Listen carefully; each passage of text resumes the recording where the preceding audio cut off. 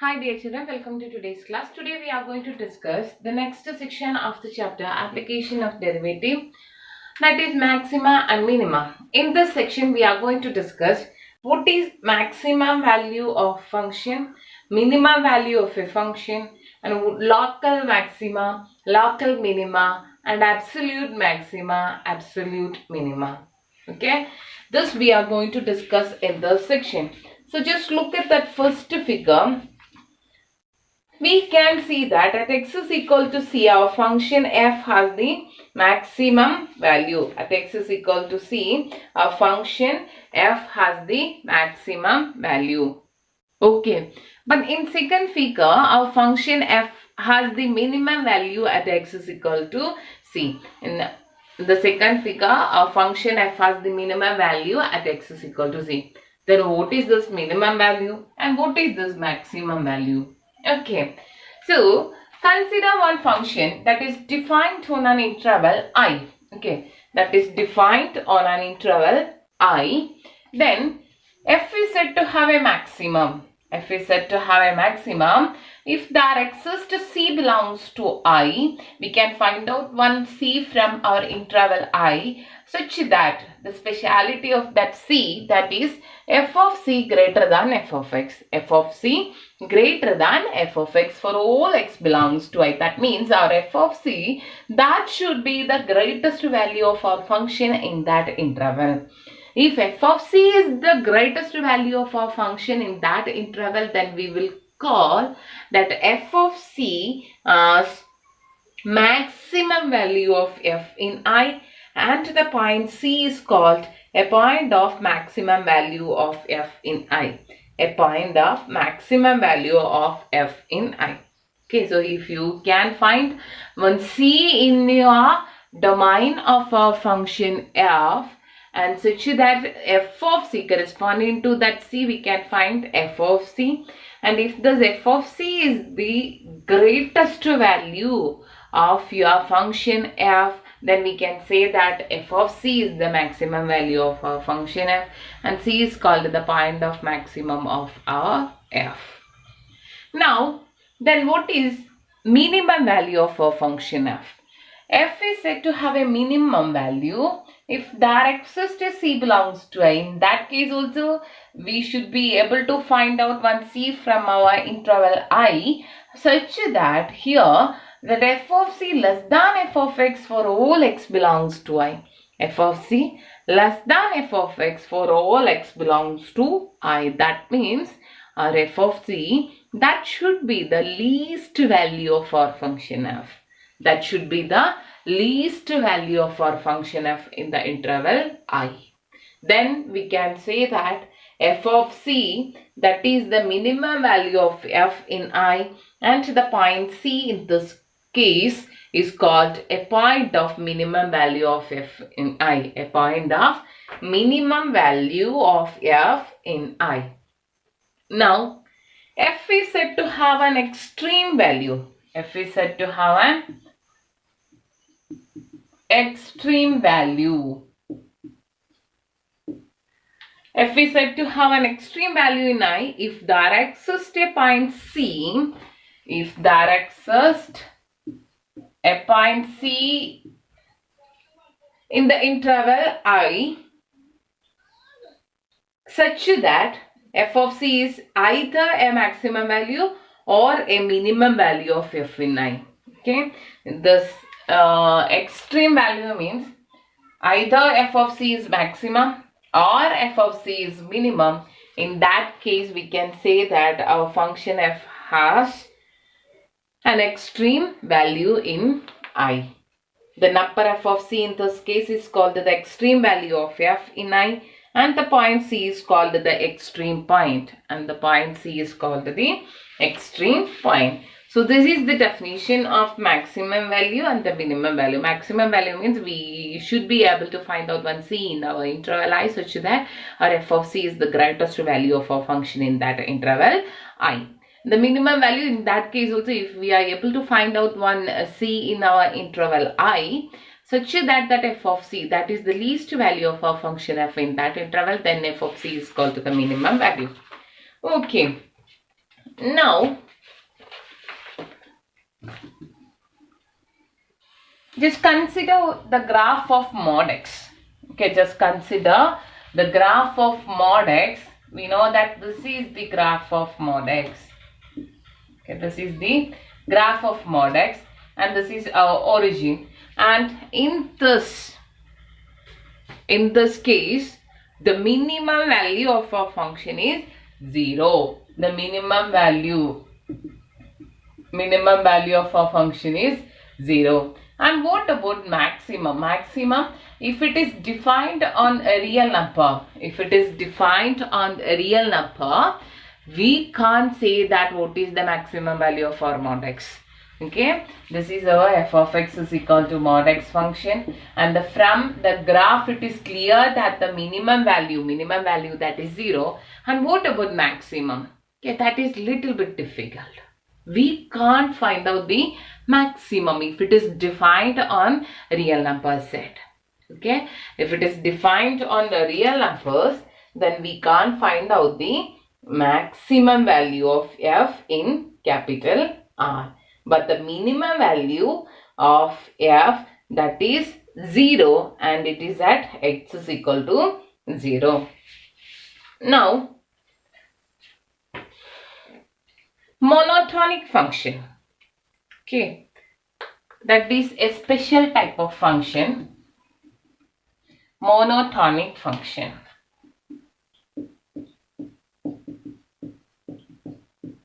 Monotonic function, f in an interval I. F in an interval I means f is either increasing in I or decreasing in I. F is either increasing in I or decreasing in I. Either increasing or decreasing. Okay. If our function f is either increasing in I or decreasing in I, then we will say that a function is a monotonic function in the interval I. Okay, in some cases we will have neither increasing nor decreasing. But if it is increasing, we can say that our function is increasing in I. Or we can say that our function is decreasing in I. In such cases, we can say that our function f in I, that is a monotonic function. That is a monotonic function. Now, we have one result, and that result is every monotonic function assumes its maximum or minimum value at the end points of the domain of definition of the function. Okay, that means we'll consider one.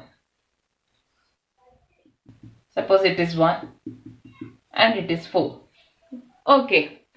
This function, if you consider the interval, okay, here I am going to consider I is equal to closed interval 1, 4. I is equal to closed interval 1, 4. And it is clear from the figure, this function f is strictly increasing. The function f is, we don't know what is this function, but we know that from the graph, the height of the graph is increasing. The height of the graph is increasing. Okay. So if it is increasing, the height of the graph, if it is increasing, we can say that our function is increasing. Okay. From 1 to 4, actually the height of the graph is increasing. So in the interval, our function is strictly increasing. Okay. In the interval, our function is strictly increasing. So what we can say, our function f in the interval I is equal to closed interval 1, 4. That is a monotonic function. That is a monotonic function. Now, what about the minimum value and the maximum value of our function? What about the minimum value and the maximum value of our function? Okay, that is also very clear from our figure. The minimum value exists at x is equal to 1 and the minimum value is f of 1. And the maximum value that exists at x is equal to 4 and the maximum value is f of 4. The minimum value that exists at x is equal to 1 and the minimum value is f of 1. The maximum value that exists at x is equal to 4 and the maximum value is f of 4. Okay, that result says every monotonic function assumes its maximum or minimum value at the end points of the domain of definition of the function. Here we got this minimum and maximum at the end points of the domain of our function. Okay, this is that result says. Now, what is local maxima and local minima? What is local maxima and local minima? From that word, it is clear that local maxima, that is local maxima and local minima.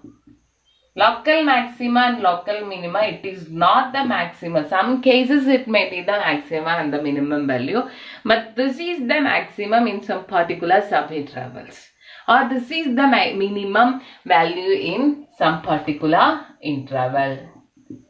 Okay, local maxima means that is the maximum value. Okay, that particular value is the maximum value in some subinterval. Sometimes that may be the maximum value of your function, but it is not necessarily equal to the maximum value of your function. Similarly, in the case of local minimum, that value is the minimum value of our function f in some particular subinterval. Sometimes that is equal to the minimum value of your function. Okay, that is like if you consider this function. Okay, just consider this function. Now just look at that. Okay, this is my interval a and b. Our function f is defined in the interval I is equal to closed interval a comma b. A function f is defined in the interval I is equal to closed interval a comma b. Now can you please tell me what is the minimum value of f and what is the maximum value of f? Okay, anyway, at this point let it be a1 and this is a2 and this one is a3 and this is a4 and this is b. Now can you please tell me at x is equal to a1, a2, a3, a4, where you have the minimum value or where you have the maximum value? Actually, we have the minimum value at x is equal to 4, right? We have the minimum value at x is equal to 4. And we have the maximum value at x is equal to a4, we have the minimum value. And x is equal to a3, we have the maximum value. If you look at that graph, we can see that the minimum value, here also we have one decreasing section, but that is not the minimum value. Okay, so this is the minimum value. At x is equal to a4, we have the minimum value, and x is equal to a3, we have the maximum value. But that is the minimum value of your function and the maximum value of your function. Now we are going to the local maxima and local minima. Okay, for that, suppose you consider the interval a1, a2. Okay, just consider the interval a1, a2. Okay, in that interval, the maximum value we have at x is equal to a1. The maximum value we have at x is equal to a1. So that is called local maxima. In that particular subinterval, our function f has the greatest value at x is equal to a1. Okay, in that particular subinterval only. But we know that that is not the maximum value of our function. But in that interval a to a2, okay, the open interval a comma e2, the maximum value of our function is at x is equal to a1. And similarly, if you took the interval a1, a3, if you took the interval a1, a3, where we have the minimum value, where we have the minimum value at the interval a1 comma a3, We have that minimum value at x is equal to a2. We have the minimum value at x is equal to a2. That is all the minimum. That is the minimum value in the interval a1 comma a3. But that is not the minimum value of your function. Right? We have the minimum value of our function at x is equal to a4 and the maximum value of our function at x is equal to a3. But if you took the interval a comma a2, the maximum value we got it at x is equal to a1. And if you took the interval a1 comma a3, we got the minimum value at x is equal to a2. That two values, that is the minimum and the maximum value in that particular subinterval only. Okay, that values we will call it as local maxima and local minima. Now we will go to the formal definition. So this local maxima means C is called a point of local maxima. C is called a point of local maxima if there exists some h greater than 0. If there exists some h greater than 0 such that f of c greater than f of x, f of c greater than f of x for all x belongs to c minus h, c plus h. All x belongs to the interval c minus h, c plus h. In that particular subinterval, our function has the maximum value at x is equal to c. Then that c is called the point of local maxima. Then that c is called the point of local maxima. And that f of c is called the local maximum value of f. This f of c is called the local maximum value of f. And the c is called the point of local maxima. Okay. Now minima, local minima.